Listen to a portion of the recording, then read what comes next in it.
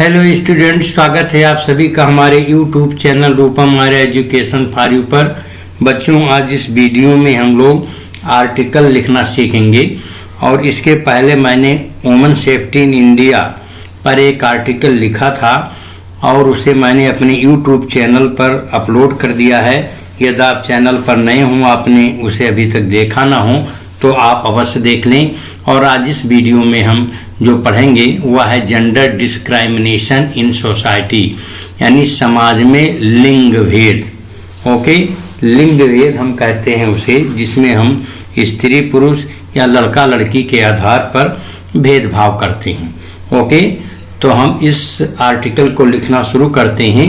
लिखने से पहले मैं आपको कुछ विशेष जानकारी दूंगा कि बच्चों, जो ये आपका आर्टिकल होता है, ये आर्टिकल 5 स्टेप्स में होता है। ओके, और आपका ये 10 मार्क्स का होता है, ठीक है, जिसमें आपको सबसे पहले हेडिंग लिखना होता है। जैसे मैंने लिखा है, आप देख सकते हैं, जेंडर डिस्क्रिमिनेशन इन सोसाइटी। अगर आपने इस टाइटल को लिखा है तो इस टाइटल पर आपको हाफ मार्क्स मिलते हैं, यानी अगर आपने टाइटल सही लिखा है तो आपको आधे अंक मिलेंगे।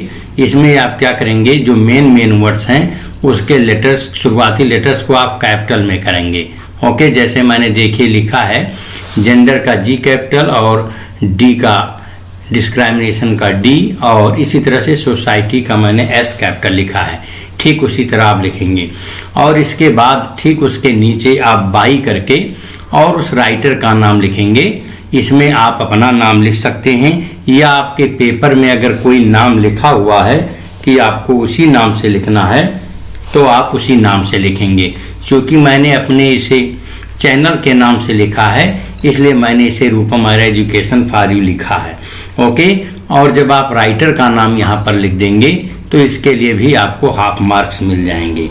ओके, इसके बाद में आप जो आपका टाइटल है उस टाइटल का इंट्रोडक्शन लिखेंगे, जिसमें आप उस टाइटल को डिफाइन करेंगे और इसके लिए आपको 2 मार्क्स निर्धारित हैं, आपको 2 अंक मिलेंगे। ओके, इसके बाद में इसके जो कंटेंट हैं और एक्सप्रेशन हैं उसको जब आप लिखेंगे तो उसके लिए आपको 5 मार्क्स मिलेंगे। ओके, और इसके बाद जो आपका 5th स्टेप होगा वह एंडिंग एंड कंक्लूजन होगा, जिसके लिए आपको 2 मार्क्स मिलेंगे। तो इस प्रकार से आप देखेंगे ये आपका 9 मार्क्स का हो गया और इसके पहले टाइटल और राइटर का नाम लिखने पर 1 अंक होगा। इस प्रकार से ये आपका 10 मार्क्स का होगा। ओके, तो आइए हम इसे स्टार्ट करते हैं। सबसे पहले हम इसकी हेडिंग जो है इसको हमने लिखना सीखा और इसके बाद राइटर का नाम सीखा। अब आइए हम इसको लिखते हैं। ओके, तो आप देखिए, जिसमें आपको इंट्रोडक्शन देना है, आपको डिस्क्राइब करना है कि जेंडर डिस्क्रिमिनेशन क्या है। तो in Indian civilization the child is believed to be a gift of God to be nurtured with love, care and affection, not only within the family but also within the society as a whole. इसमें मैंने बताया है कि जो हमारी भारतीय सभ्यता है उसमें चाइल्ड को ईश्वर का गिफ्ट समझा जाता है, जिसे बहुत ही प्रेम के साथ और सावधानी के साथ और लगाव के साथ में उसका पालन पोषण किया जाता है, न कि केवल फैमिली के द्वारा बल्कि समाज के द्वारा, यानी पूरे समाज के द्वारा बच्चे को प्रेम से और सावधानी से पालन पोषण उसका किया जाता है। ओके, आगे हम देखते हैं कि the preference for the privileging of sons over daughters in accordings to the patriarchal system is called gender discrimination. अब यहाँ पर मैंने इसमें इसको डिस्क्राइब किया है, डिफाइन किया है कि हमारा जेंडर डिस्क्रिमिनेशन क्या है। ओके, तो आप देखिए कि जेंडर डिस्क्रिमिनेशन क्या है। द सन प्रेफरेंस, यानी सन को, यानी पुत्र को वरीयता देना, अथवा the privileging of sons over daughters, अथवा पुत्री के ऊपर पुत्र का प्रिविलेजिंग होना, प्रिविलेजिंग माने विशेषाधिकार होना, जैसा कि पैट्रियार्कल सिस्टम में होता है। पैट्रियार्कल सिस्टम कहते हैं पितृसत्तात्मक समाज, यानी ऐसा समाज जिसमें पितृ की प्रधानता हो, यानी पिता की प्रधानता हो। ओके, ऐसे समाज में पुत्री के ऊपर पुत्र का डोमिनेट करना ही जेंडर डिस्क्रिमिनेशन कहलाता है, यानी लिंग भेद कहलाता है। Thus, gender discrimination is any unequal treatment including privilege and priority on the basis of gender। तो इस प्रकार से जो जेंडर डिस्क्रिमिनेशन है वह किसी भी प्रकार का अनइक्वल माने असमान व्यवहार, जिसमें प्रिविलेजिंग और प्रायोरिटी आदि को शामिल किया गया है, जो कि जेंडर के आधार पर किया जाता है। यानी जेंडर के आधार पर एक का दूसरे के ऊपर प्रिविलेजिंग होना, विशेषाधिकार रखना अथवा उसको प्राथमिकता देना ही जेंडर डिस्क्रिमिनेशन कहलाता है। तो ये रहा आपका इंट्रोडक्शन, जिसमें मैंने इस टाइटल को का जो इंट्रोडक्शन है उसको आपको बताया। आप चाहेंगे तो इसका नोट भी बना सकते हैं। और अब अगला जो पॉइंट हम इसमें पढ़ेंगे, अगली हेडिंग होगी जिसमें जो आप पढ़ेंगे कंटेंट एंड एक्सप्रेशन। ओके, तो जहाँ तक कि भारतीय समाज की बात है, इसमें पुत्रों को एक वरदान के रूप में समझा जाता है और उनको ये माना जाता है कि जो हमारा परिवार की जो लाइनेज है, यानी हमारी पीढ़ी है, उस पीढ़ी को वो आगे कैरी करने वाले होते हैं, उसके कैरियर होते हैं। They are earners and caretakers of the parents during old age, hence their birth is lauded as a blessing। Okay? They are earners। earners का मतलब कमाऊ, कमाने वाला। वो कमाऊ होते हैं, यानी कमाने वाले होते हैं।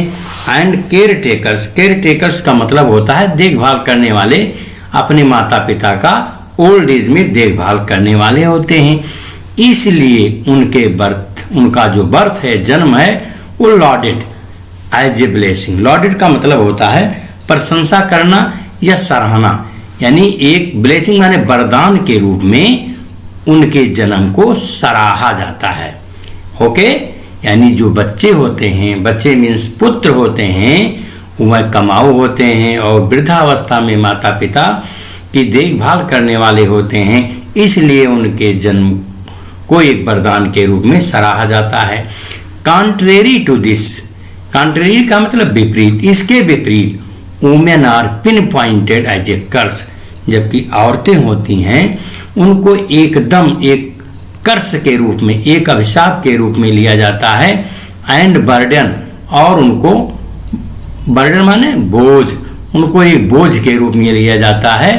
And even useless in terms of family lineage, और जो फैमिली लाइनेज है उसके टर्म में, उसके संबंध में औरतों को यूजलेस समझा जाता है। ओके, तो इस प्रकार से आप पाते हैं कि किस तरह से सन को डॉटर की अपेक्षा प्रेफरेंस दी जाती है। अब आप आगे नेक्स्ट पॉइंट पढ़ेंगे। ओके, ये भी आपके डिस्क्रिप्शन का है। अब इसमें आप कुछ काजेज दे दीजिए, कुछ कारण दे दीजिए कि आखिर ऐसा डिस्क्रिमिनेशन इस तरह का हमारे समाज में क्यों है, उसका आप कारण लिख देंगे। ओके, तो आप देखिए कि क्या क्या कारण हो सकता है। कुछ इम्पॉर्टेंट और सॉलिड कारण आप लिख दें पैराग्राफ चेंज करके, और पैराग्राफ जब चेंज करें तो इस बात को ध्यान रखें कि पैराग्राफ मुझे कैसे बदलना है। Some causes like poverty and illiteracy, social customs and attitudes, beliefs and practices, lack of awareness of women to their fundamental rights and dominance are responsible for this discrimination. अब इस डिस्क्रिमिनेशन माने इस भेद के लिए कौन कौन से रिस्पॉन्सिबल फैक्टर्स हैं, कारण है, उसे आप लिखेंगे।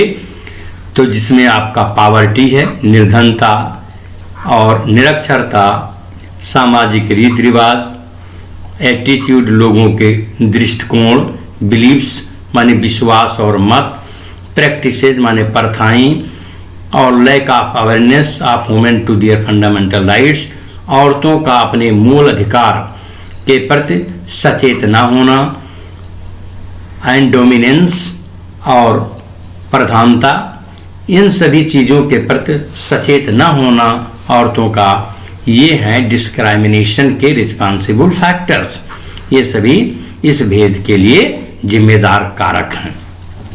Due to this females live a life under restriction, और इसी की वजह से जो औरतें हैं वह रेस्ट्रिक्शंस यानी सीमा, या यू कैन से बंधन, या यू कैन से मर्यादा, जिसका नाम दिया गया है मर्यादा, बाउंडेशंस, बंधन, एंड हार्ड रिस्पॉन्सिबिलिटीज, और कठोर दायित्वों के बीच में अपना जीवन बिताती हैं।